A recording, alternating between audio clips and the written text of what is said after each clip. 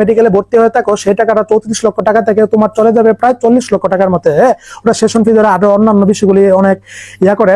তাছাড়া তুমি যদি রেগুলার যদি পাস করে ফেলো, হ্যাঁ 4টা প্রফে 5 বছর যদি রেগুলার তুমি পাস করতে পারো, তাহলে তোমার এই 34 লক্ষ টাকা বাংলাদেশের যে কোনো প্রাইভেট মেডিকেল থেকে তোমার খরচ হবে। হ্যাঁ, তারপর আরেকটা যে বিষয় সেটা হচ্ছে যে তোমার অনেক মেডিকেলের টেন্ডেন্সি থাকে ওদেরকে প্রফে আটকিয়ে দেওয়া। প্রফে আটকিয়ে কিন্তু একটা স্টুডেন্ট 6 মাস পিছিয়ে পড়বে, 6 মাসের বেতন কিন্তু কলেজ নিবে। এমনকি প্রফে অনেক মেডিকেলে সাপ্লি দিয়ে ইচ্ছা করে ফেল করাই, তখন দেখা যাচ্ছে যে প্রফে মানে প্রায় এভাবে যদি 5টা প্রফ 4টা প্রফ থেকে যদি তোমার 1-2 বছর যদি তুমি 1 বছর চলে দাও, তাহলে কিন্তু তোমার 1 বছর টাকা কিন্তু তোমার কাছ থেকে বেতন কিন্তু 20 নিবে টিউশন ফি। এটা কিন্তু তোমার 20 খরচ। অন্যান্য বেশিরভাগ মেডিকেল কিন্তু টেন্ডেন্সি এরকম থাকে। তো বললামই প্রাইভেট মেডিকেল মানে বিজনেস। তো আসলে অনেক মেডিকেল আছে অনেক ভালো, তারা আটকায় না অথবা কোনো মানে ইচ্ছা করে ফেলো করে না, সাপ্লাই দেয় না। তো এই মুহূর্তে তোমার বাংলাদেশে তুমি যদি রেগুলার পাস করতে পারো, তাহলে তোমার 34 লক্ষ টাকার মধ্যে তোমার কমপ্লিট এমবিবিএস পড়া কমপ্লিট হয়ে যাবে। হ্যাঁ, আর সেখানে অন্যান্য দেশে আরো বেশি টাকা লাগে, যেমন ভারতে প্রায় 1 কোটি টাকার মতো, অন্যান্য দেশে ইউরোপে আরো 1 কোটি টাকার মতো খরচ হয়। আর বিভিন্ন আরো দেশ আছে কিরগিস্তান সেগুলিতে মোটামুটি 30-35 লাখ টাকার মধ্যে কমপ্লিট হয়ে যায়। তবে বাংলাদেশ এমবিবিএস বিশ্বমানের সেরা একটা এমবিবিএস। তো এই ছিল টিউশন ফি সম্পর্কে আমি তোমাদের বিস্তারিত আলোচনা করলাম। প্রাইভেট মেডিকেলে কত টাকা খরচ হতে পারে কোন কোন খাতে। হ্যাঁ, এর বাইরে কিন্তু আর কোনো খরচ হবে না। তো এটাই মূল খরচ। প্রায় যে কোনো প্রাইভেট মেডিকেলে তোমার 34 লক্ষ টাকার মতো খরচ যাবে। তো যাদের সামর্থ্য কাছে পড়তে পারো, যেহেতু এবার একটু সুযোগ করে দিয়েছে অনেকের জন্য ভালো হবে।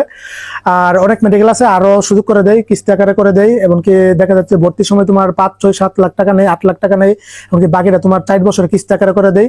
তো ওইটা তো আরো সহজ, যারা নিম্ন মধ্যবিত্ত পরিবারের এটা আরো সহজ। ওইসব মেডিকেলগুলি আসলে ভালো বলতে হয়। বিশেষ করে মেডিকেলগুলি আসলে একটা আছে ট্রাস্টেড মেডিকেল, অনেকটা আছে কিছু মেডিকেল আছে মালিকানাধীন মেডিকেল আছে, ব্যক্তির স্বাধীনতা, উনি যা ইচ্ছে তাই করতে পারে, মানে কমে নিতে পারে।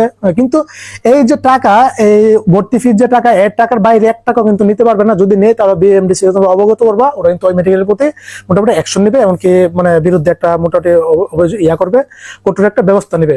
তো এই ছিল বাংলাদেশের প্রাইভেট মেডিকেলের একটা কিস্তি সুবিধা করেছে, অনেকে সুযোগ হবে। এবার কিন্তু প্রাইভেট মেডিকেলে কিন্তু একটা তুমুল প্রতিযোগিতা হবে, মধ্যবিত্ত নিম্ন মধ্যবিত্ত যারা আছে ওরা ছেলে সন্তানগুলো কিন্তু ভর্তি করাবে। তার বিধায় এবার দেখা যাচ্ছে যে কম মানে যাদের পজিশন অনেক মানে মোটামুটি ভালো, মানে দূরের পজিশন থেকে না টানার সম্ভাবনাটা অনেকটা বেশি। তো এই ছিল। আর আমার আসলে মেট্রিক অ্যাডমিশন নিয়ে কোর্স করে আমারও আসলে দেখা যাচ্ছে প্রায় 200 মতো স্টুডেন্ট আছে যারা প্রাইভেট মেডিকেলে ভর্তি হতে যাচ্ছে। তো ওদেরকে নিয়মিত আমি আপডেট দিচ্ছি আমার গ্রুপে এবং কি হোয়াটসঅ্যাপে। তো কিভাবে কি করতে হবে, কিভাবে আবেদন চয়েস দিবে, কিভাবে কোন মেডিকেল গুলি ওর জন্য ভালো হবে পজিশন অনুসারে, এগুলি তুমি আমার হোয়াটসঅ্যাপে আমার সাথে যোগাযোগ করতে পারো বিস্তারিত জানতে। তো গত রেজাল্ট দেওয়ার পরে প্রায় 200 মতো স্টুডেন্ট আমাকে নক দিয়েছে, ওদেরকে আমি হেল্প করতেছি। তো আরো যাদের যা কোনো পরামর্শ লাগে আমাকে অবশ্যই ইনবক্স করবে। তো সবাই ভালো থাকো, সুস্থ থাকো। পরবর্তী ইনশাআল্লাহ নতুন ভিডিও নিয়ে আসবো। আসসালামু আলাইকুম ওয়া রাহমাতুল্লাহি ওয়া বারাকাতুহু।